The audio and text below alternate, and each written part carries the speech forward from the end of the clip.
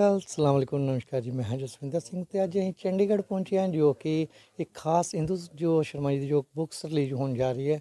ਔਰ ਬਹੁਤ ਵਧੀਆ ਕਿ ਜੋ ਲਿਖਣਾ ਸਭ ਤੋਂ ਵਧੀਆ ਗੱਲ ਹੈਗੀ ਆ ਕਿ ਜਿਸ ਤਰ੍ਹਾਂ ਕਿ ਅੱਜ ਸੋਸ਼ਲ ਮੀਡੀਆ ਜੋ ਆ ਰਿਹਾ ਵੀਡੀਓ ਅਸੀਂ ਦੇਖ ਰਹੇ ਹਾਂ ਕਿਤੇ ਨਾ ਕਿਤੇ ਜੋ ਲਿਖਣਾ ਪੜ੍ਹਨਾ ਭੁੱਲ ਗਏ ਹਾਂ।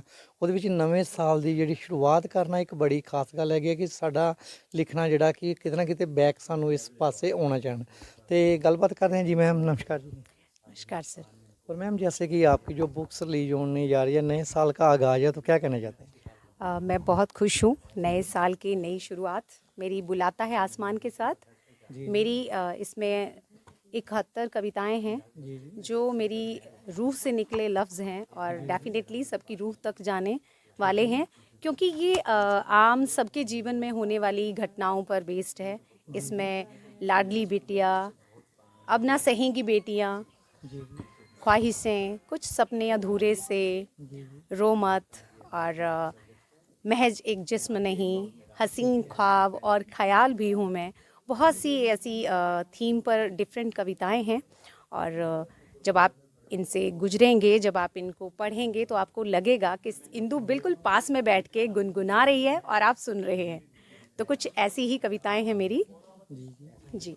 तो एक और बात है कि जैसे आपने बहुत बढ़िया जैसे अपनी बुक्स के बारे में कुछ जो बीच में लिखा है, कविताएं हैं जो जी आपकी नज़में हैं लिखा, तो उसमें दर्शकों से कौन सी साझी करना चाहते हैं? दर्शकों से जो मैं साझी करना चाहूँगी, जैसे कि आप आजकल आपको मालूम है कि मजहबी जो खींचातानी है हमारी सोसाइटी में वो बहुत हो रही है और एक नासूर भी है हमारे समाज का। तो उस पे ही मैंने एक कविता लिखी है, मजहबी लिबास। कि आ उतार फेंकें इस मजहबी लिबास को, आ उतार फेंकें इस मजहबी लिबास को, कि यूं तो ना एकता निभा पाएंगे, कि यूं तो ना एकता निभा पाएंगे। जब कोशिश हर एक शख्स करेगा तो ही तो कामयाब हो पाएंगे। बेशक रिवायतें हैं अलग सभी की, पर खुदा तो एक है। बेशक रिवायतें हैं अलग सभी की, पर खुदा तो एक है। फिर क्यों ये मजहबी जंग लड़ी जाए, क्यों ना संग मिल के इबादत की जाए। तो आ उतार फेंकें इस मजहबी लिबास को, कि यूं तो ना एकता निभा पाएंगे, यूं तो ना एकता निभा पाएंगे। बंटकर आधे आधे, बंटकर आधे आधे, आखिर कब तक जी पाएंगे, आखिर कब तक जी पाएंगे। और बहुत बढ़िया मैम, आपने जो ये लफ्ज़ लिखा, बाबा नजमी जी ने भी ना ऐसी ही एक कविता लिखी थी कि जिसमें उन्होंने एक बात कही थी अंतिम में कि साडा सिंगा फसता रहना, खुरली ढहंदी रहनी है जद तक नथ ना पाई नफरत वाले डंगर नूं। यानी कि वो जो नफरतें जो सियासी लोग या कैसे भी जो लोग हैं उनका कोई धर्म ईमान या मजहब नहीं होता, जो लोग नफरतें फैलाते हैं। यानी कि जब तक हम उन लोगों से दूर ना रहेंगे या उन्होंने पंजाबी शब्दां जो नत्थ पाउणा क्या सीगा जब तक ना पाई कंट्रोल नहीं तो करेंगे, कंट्रोल नहीं करेंगे तो तब तक ये ऐसा सिलसिला चलता रहेगा। और बहुत ऐसे ही है, आज मैम ने जो अपनी कविता जो सामने हमसे साझी की है और बहुत बढ़िया ये उपराला है। तो खास और कोई मैसेज पब्लिक के लिए आपकी? पब्लिक के लिए मैं यही मैसेज देना चाहूँगी कि देखिए, जीवन बहुत ही खूबसूरत है, बहुत हसीन है।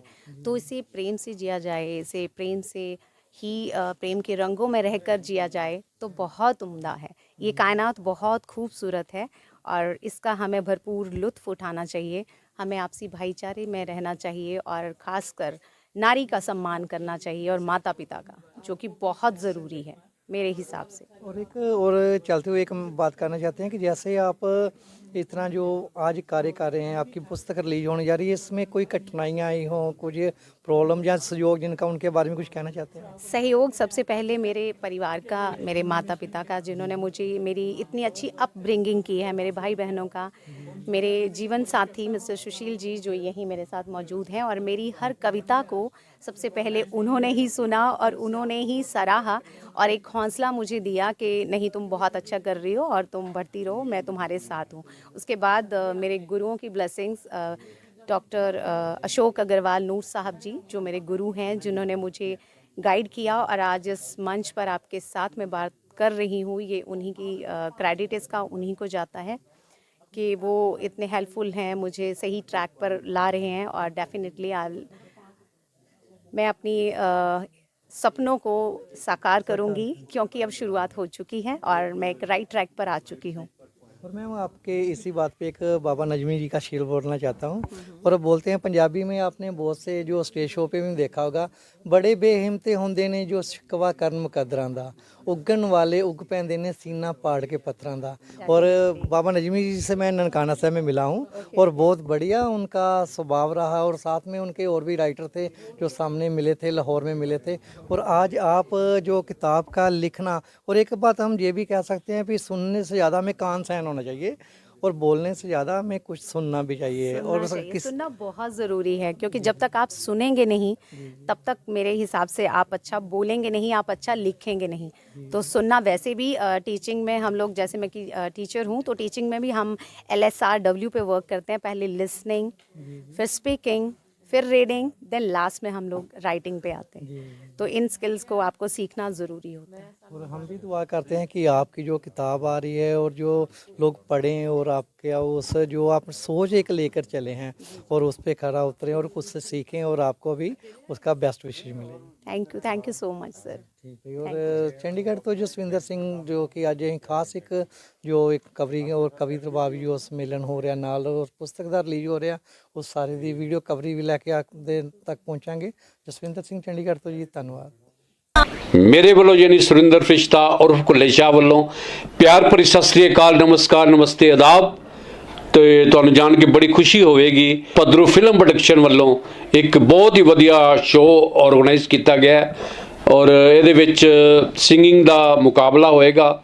ਤੁਸੀਂ ਇਸ ਪ੍ਰੋਗਰਾਮ 'ਚ ਵੱਧ ਤੋਂ ਵੱਧ ਹਿੱਸਾ ਲਵੋ ਔਰ ਆਪਣਾ ਟੈਲੈਂਟ ਲੋਕਾਂ ਦੇ ਸਾਹਮਣੇ ਲਿਆਓ। ਜੇ ਇਹੋ ਜਿਹੇ ਉਪਰਾਲੇ ਨਾ ਹੋਣ ਤੇ ਜਿਹੜਾ ਬੱਚਿਆਂ 'ਚ ਜਾਂ ਲੋਕਾਂ 'ਚ ਟੈਲੈਂਟ ਹੈ ਉਹ ਦਬ ਕੇ ਰਹਿ ਜੇ। ਔਰ ਮੈਂ ਇਹਨਾਂ ਦੀ ਸਾਰੀ ਟੀਮ ਨੂੰ ਬਹੁਤ ਬਹੁਤ ਮੁਬਾਰਕ ਦੇਣਾ। ਪਦਰੂ ਫਿਲਮ ਪ੍ਰੋਡਕਸ਼ਨ, ਮਿਹਰਬਾਨੀ, ਸ਼ੁਕਰੀਆ, ਥੈਂਕ ਯੂ।